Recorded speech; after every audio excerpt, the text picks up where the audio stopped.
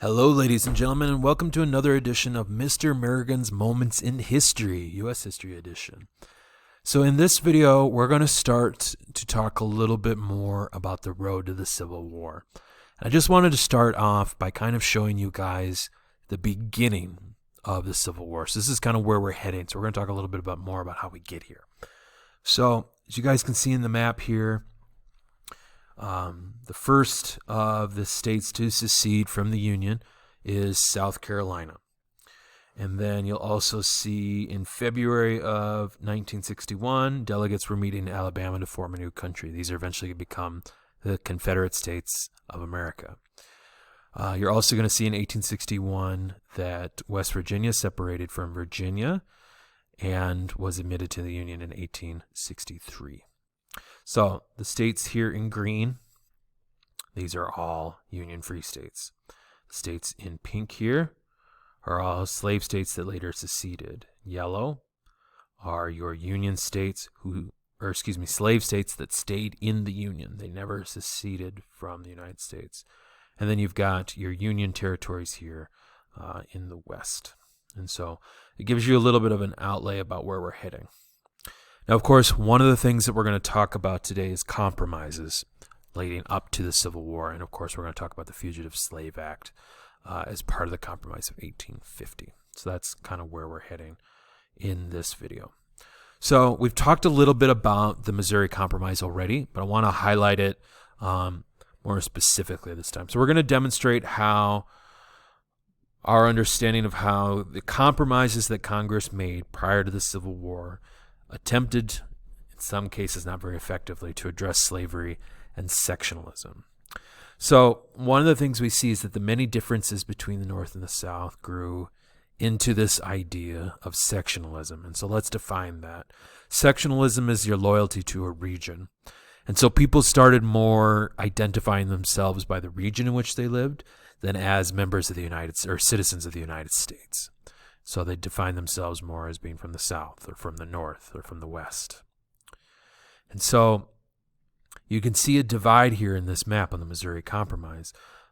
States in yellow here were in favor of extending slavery and continuing the practice. The states in green were against the extension of slavery, and predominantly the abolitionist movement was taking hold more effectively here, or in larger numbers. And then you've got tie votes in places like New Jersey and Rhode Island.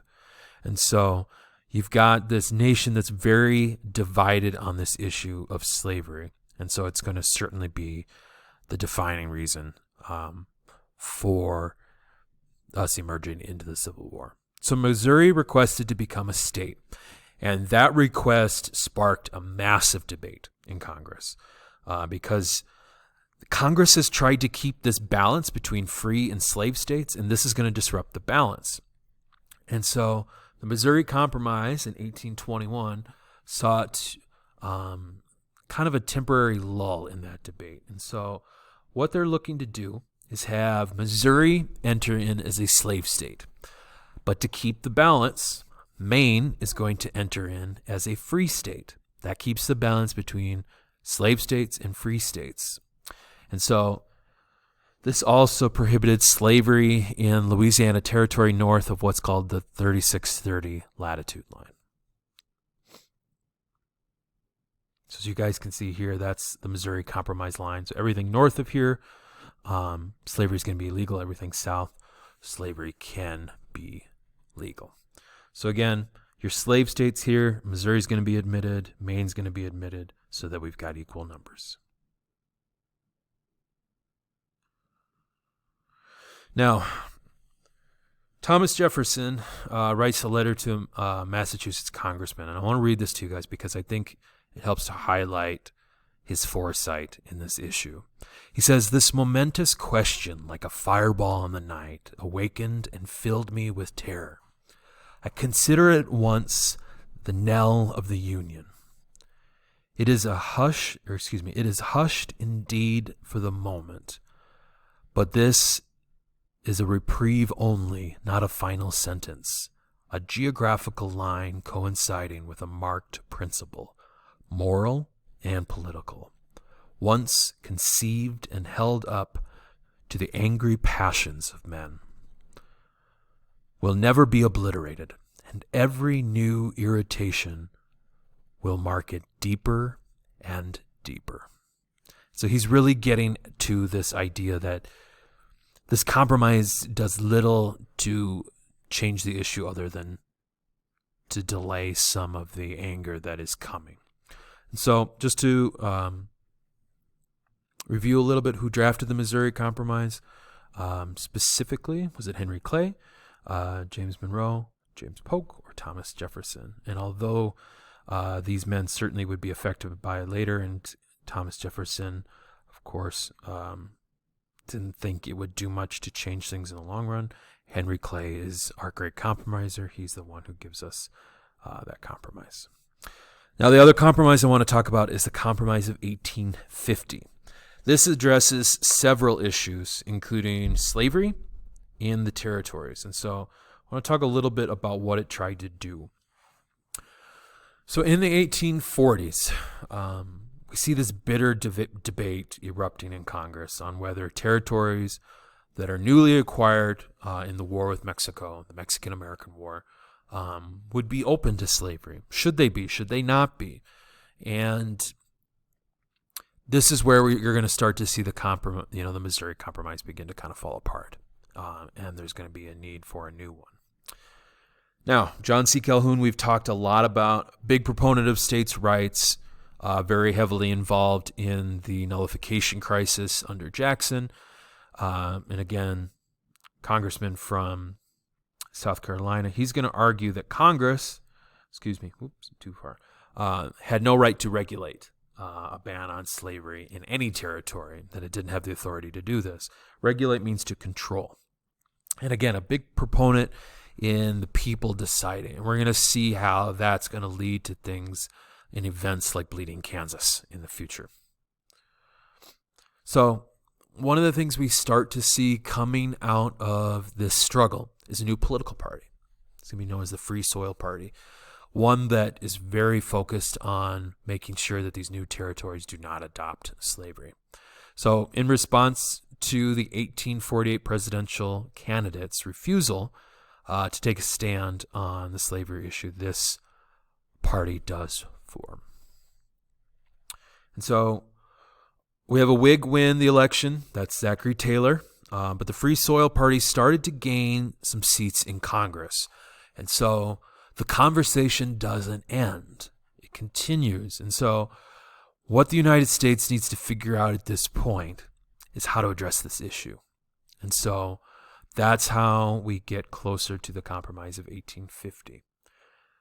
Southern states saw this debate coming, and they demanded a very strong Fugitive Slave Act, and they wanted multiple acts to consider, and even considered seceding and leaving the Union altogether if California entered the Union as a free state. So just a reminder, fugitive in this case means running away or trying to run away. So these would be slaves who were escaping to the north. We certainly highlighted that practice in the Underground Railroad. So enter in Illinois Senator Stephen A. Douglas. He wanted to end the crisis by dividing Henry Clay's plan into separate parts that could be voted on separately rather than the whole thing. And through several Whigs abstaining in the vote, and what that means is that they don't take part in some activity, in this case in the voting. Because they abstained, 5 of the bills were passed, which later became known as the Compromise of 1850, which is what I want to highlight for you guys right now. So several Whigs again abstained from the vote, and we end up with the Compromise of 1850. First part, as part of Congress's compromise here of 1850, California is admitted as a free state. Utah or New Mexico could choose whether to be free or to be a slave state. So this idea of popular sovereignty coming back up again in the United States. Texas would lose its claims to New Mexico, but Congress would pay Texas $10 million in exchange for allowing New Mexico to be able to choose its destiny. Washington, D.C., slavery was maintained, but the slave trade was prohibited. So again, the trading of slaves internationally is again prohibited. The big point is the fugitive slave law. This gets passed, and it required Northerners to return runaway slaves to their owners under penalty of law. And so this is one of the big points that comes out of this compromise, is now, even if slaves using the Underground Railroad or using other means of getting to the North, they're not guaranteed their freedom, because slave catchers from the South can come, but also now Northerners are required to return runaway slaves back to the South, back to the plantation which they came from. Now, some Northerners are going to ignore this, but some are not. And so it furthers this divide. And even though we've got a compromise, we're still not anywhere near a resolution. And so hopefully that helps you in understanding some of these failed compromises and why it continues to not solve the issue of addressing slavery. So for my students, hopefully you've been following along with the guided notes. Please ask me any questions that you have. For those of you who are just listening, I hope that gives you some understanding of the failures to really effectively address slavery as we get closer to the Civil War. And that's going to conclude this edition of Mr. Merrigan's Moments in History. Thank you, everyone, for listening, and have a great day.